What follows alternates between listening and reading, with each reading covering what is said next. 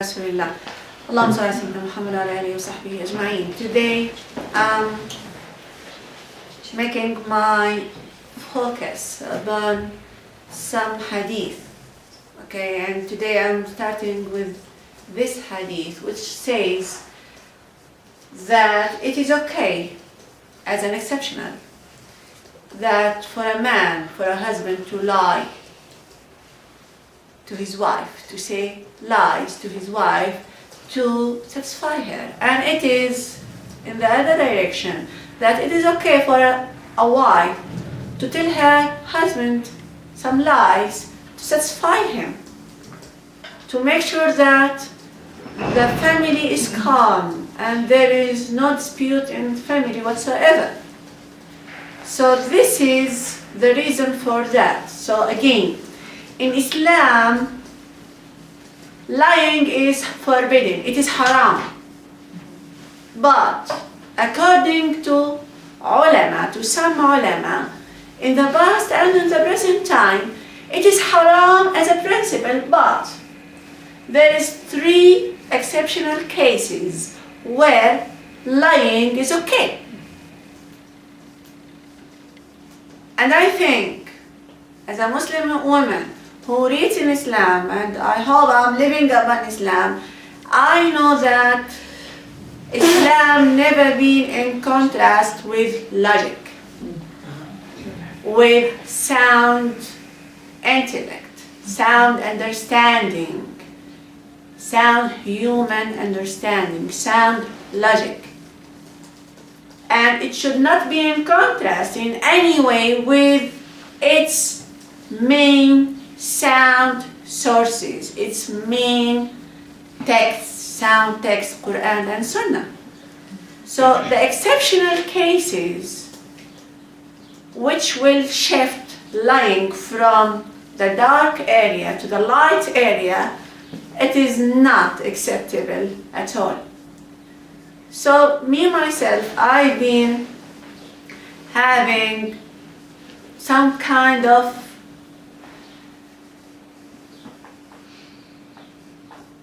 inconsistency or unable to take those information in parallel way, not to accept and to understand.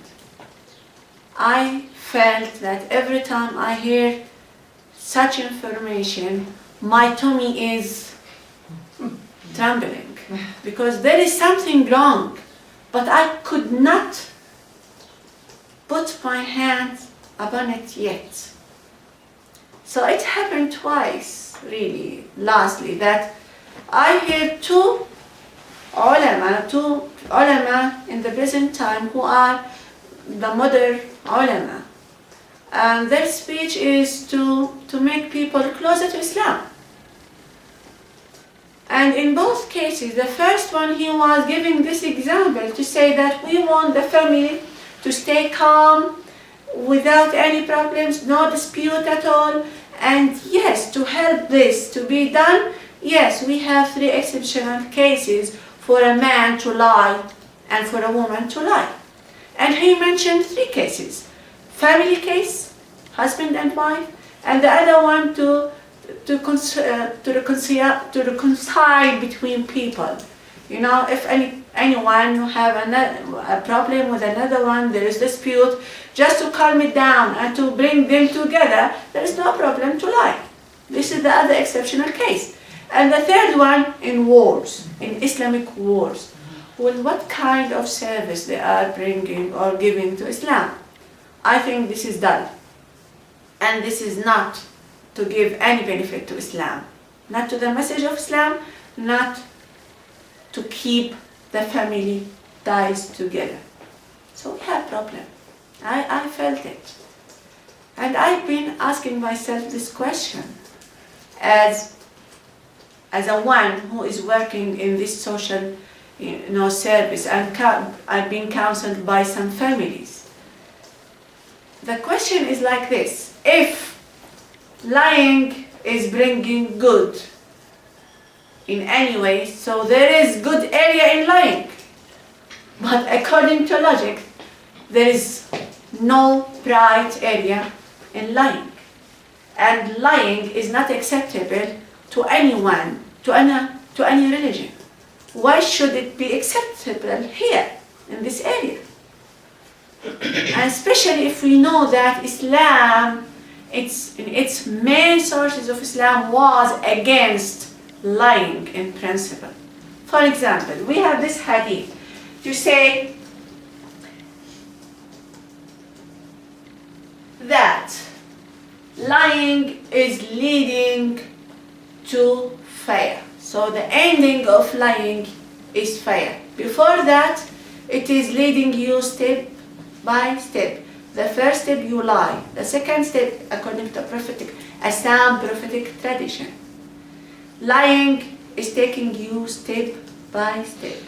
The one who lies is moving to another step, which is fujur. الكذب يهدي إلى الفجور. الفجور, it is the most unmodest actions. So it is just like saying, if you want to set a fire, you start with a match, you know? So again, the lying is this match. And it is going to set the fire in the whole community and the whole life, your own life, and it will lead you, the ending of it will be the hellfire. So in Allah's eyes, you are not blessed in any way. Okay? The other hadith, it is to say that the one who lies and then keeps lying, what? He would be written in Allah's book, and this is the most important book, the meaning, the way that Allah is looking at you, account you, that you will be accounted as a liar. So to be a liar, it is not acceptable in Allah's eyes. And you'll deserve to be in the hellfire, one of the inhabitants of the hellfire. So how could it be a way of relief and a way of seeking Allah's blessing in calming down family dispute and community dispute and to bring in victory to Muslim Ummah? So how could it be? So again, by logic and by Islamic logic, the logic of Sharia, the objectives of Sharia, this is absolutely wrong. But since this hadith being related to the Prophet, and this tradition in specific related that to be in al-Bukhari book and Muslim book collection of sound hadith, so as a specialist, I am pushed to go and to look deep according to the science of hadith, to find out where is the problem. So I went back and I used the same method of the ulama of the past and the ulama of the present and the ulama of the science of hadith. First thing that you have to do, you go back to the sources. So I went to those books which mentioned this hadith. And since it is Sahih, so I went immediately to the books of Sahih because it's been classified as Sahih. So what I found is this. The ulama who classified it to be Sahih, they mentioned two parts of this hadith. It is that to say that they divided it to two areas. The first sentence of the hadith went like this.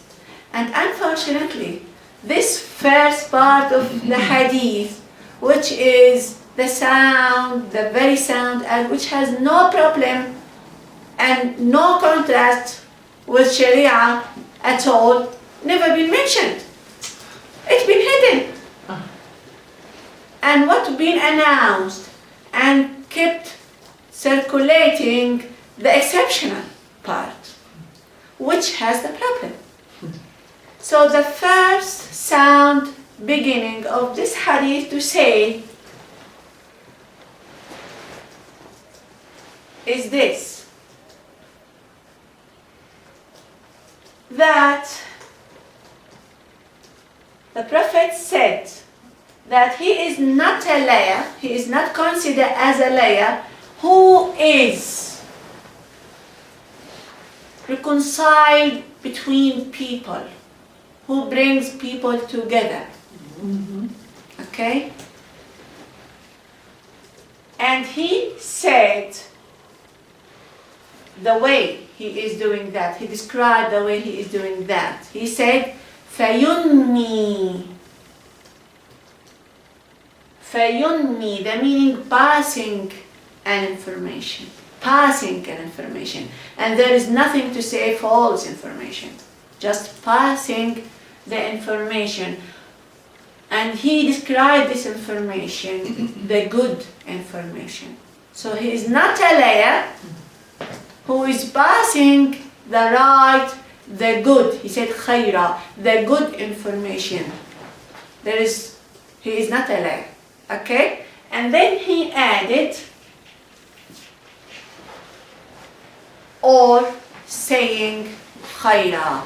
So saying khayra, saying good things. So the Prophet, in the first beginning of this hadith, the sound bit, he said that the one who, he is not a liar, the one who is reconciled between people, bringing people together by passing the right, the good information, and saying good things.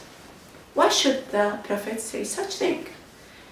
Because according to Islam, if you pass the information about somebody, this is in the circle of backbiting. According to another sound hadith, they asked the Prophet, O Prophet of Allah, if you mention somebody's quality, and he has those quality. So the Prophet said, if he has those quality, this is backbiting. But he was mentioning, the focus was about the negative qualities. So mentioning those negative qualities is backbiting. So the exception will be bringing in the good information about the guy. And this won't be in backbiting circle. But also this is a hadith talking not so much about lying, but about the character of a person. If this is the kind of person who seeks to reconcile people, he will not be a liar. Not it's about lying, it's about the character of a person who is trying to bring khair to someone. Exactly. But he would never be considered a liar or a hypocrite or whatever. Right. So it's not about lying, it's about the character of a person involved in a good act. Yes, you are right. But to add, because some people may misunderstood the information, and their mentality tend to generalize the information. So they think anything you mention about somebody who is not in, this is backbiting. So the Prophet fixed this understanding that mentioning the good thing about them while they are absent, they are not here, this is not backbiting. Yeah. And you are bringing this for a purpose. It is to bring them together, to bring those people who are in fight together. So there is good purpose, and you are mentioning good information. Okay? Now here, the addition, which has exactly the contradictory information, which contradicts everything in Islam actually. It says that, and there is 3 lies that the Prophet, they mentioned that there is 3 lies that they are exceptionals, like being, we call it rukhsa, that we had the approval of the Prophet to do it as exceptional. We call those rukhsa. So in general, you don't do such things, but then we have exceptional cases. But it should not be in contrast with the first information. To give you the meaning of rukhsa. Okay? For example, ablution is the key to salah. If you want to pray to Allah, you have to do your wudu. Okay? Now we have exceptional cases. What if I don't have enough water? So in principle, your wudu should be done by water. Now the exceptional cases here. What if I have a case that I don't have water, or my body won't be able to use water? Now we have this rukhsa, tayammum, to do it with sand, with dust. That will be okay. Okay? So, but this exceptional case, it is not to say that wudu is not a requirement. You see what I mean? It is not in contrast with the first information. Okay? We are talking about different case. But here, we are talking about the same thing. Lying is forbidden, now it is halal. How come? How could it be? Now, this is the addition that it says, قال الزهري, and I'm in debt to Al-Imam Muslim, radiyallahu anhum, may Allah be blessed with them all. Ulama of the past, they've been clever enough to put the right information, but we are not clever enough to read it perfectly. This is something really to stress upon. What happened that Al-Imam Muslim, he gave us the clue. And he relied upon the fact that the people who read his book are students of the science of hadith. It is not for every single one in the public to understand this book and Bukhari book perfectly. We understand it, but not according to the way it's been written. It's been written in a very scientific way, according to the science of hadith. So you have to know his methodology, his way of choosing those hadith, and the way he was writing them. So he has his own methodology and his way of writing. Okay? So now, what he has done, and this is the clue, he put those two parts of the hadith isolated. So in certain riwayah, in certain narration, immediately in the beginning of mentioning this hadith, he said immediately. Actually, he left the text to say. He didn't say it, and he didn't write it. But it is easy to see it. What he has done, the first part of the hadith, he put it there, and he said, قال رسول الله. So it is the Prophet saying. And then he put another information, not related. It is just like a clear cut, and then he said, قال الزهري. So he mentioned the second part of the tradition to be isolated and to say it is not the prophetic saying, but he didn't write this down. It is easy by reading to differ between what was in the text related to the prophet and what is not. So immediately he said, قال, it is quote unquote, قال الزهري. So we have different addition, not related to the prophet, to say that people took like a concession. No concession? No. As an exceptional. But it is people action. He said that according to people, it was like a concession to lie in those three areas. Husband and wife area, reconciliation area, and war area. And here, I think we are relieved. This is the first step, to say, Alhamdulillah. So this saying, which being related to the Prophet, actually it is not the Prophet who said that. So it is not a part of our deen. It may be now tackled to be a view of Imam az-Zuhri, but not to be tackled as a prophetic saying, as to be a part of our religion, which in contrast with the basis of our religion, which is against light.